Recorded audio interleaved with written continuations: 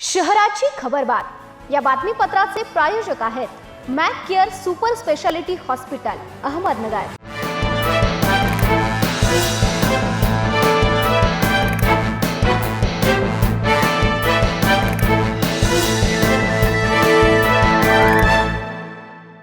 नमस्कार, मी साक्षी। न्यूज 24 सह्याद्रीमध्ये तुमचं स्वागत।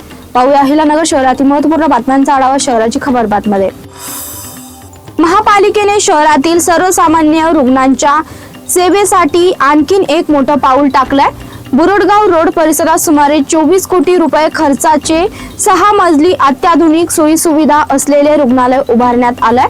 या इमारतीचे 80% काम पूर्ण झालंय। लवकरच महापालिकेचे हे रुग्णालय रुग्णसेवेत दाखल होणार आहे। महापालिकेच्या वतीने महाराष्ट्र सुवर्ण जयंती नगरोत्थान योजनेतून बुरडगाव रोड परिसरात स्वतःच्या जागेत हे रुग्णालय उभारण्यात येत आहे। नगरपालिकेच्या या नवीन अद्ययावत रुग्णालयाच्या इमारतीचं बांधकाम अंतिम टप्प्यात आलंय। सद्यस्थितीत 80% बांधकाम पूर्ण झालंय। उर्वरित कामाला गती देण्याच्या सूचना आयुक्त यशवंत डांगे यांनी दिल्यात। या कामासाठी आमदार संग्राम जगताप यांनी निधी उपलब्ध करून दिला। केंद्र सरकारच्या गृह मंत्रालयाच्या वतीने देशभर सुरू असलेल्या डिजिटल जनगणना मोहिमेला अहिल्यानगर महापालिका क्षेत्रात वेग आलाय। आयुक्त तथा मुख्य जनगणना अधिकारी यशवंत डांगे यांच्या मार्गदर्शनाखाली जनगणना 2027चं काम युद्ध पातळीवर सुरू आहे। प्रत्येक प्रगणकाला 30 दिवसांचा कालावधी आणि निश्चित प्रभागनिहाय घरांची जबाबदारी देण्यात आलेली असताना काही कर्मचाऱ्यांनी अवघ्या 3 दिवसात जनगणनेचे 100% काम अचूक पूर्ण करत नवीन आदर्श निर्माण केला।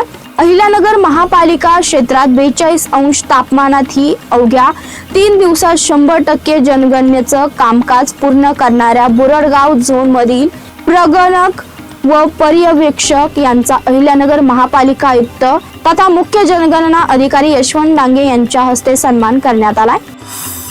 सावडी उपनगरातील पाईपलाईन रस्ता परिसरात व्यावसायिक चिरंजीव गाडवे याच्यावर 4 अनोळखी हल्लेखोरांनी हल्ला केला। या हल्ल्यात ते जखमी झाले असून जिल्हा शासकीय रुग्णालयात उपचार सुरू आहे। हल्लेखोरांनी पळून जाताना हवेत गोळीबार केल्याचा आरोप गाडवे यांनी केला। घटनास्थळी पोलिसांना निकामी कारतूस सापडलाय।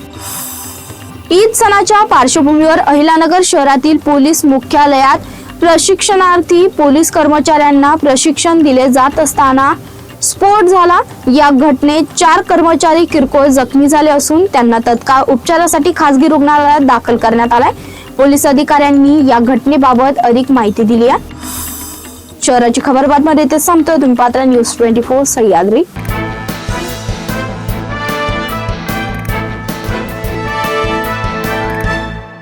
शहराची खबरबात या बातमीपत्राचे प्रायोजक होते Mac care super speciality hospital Ahmednagar.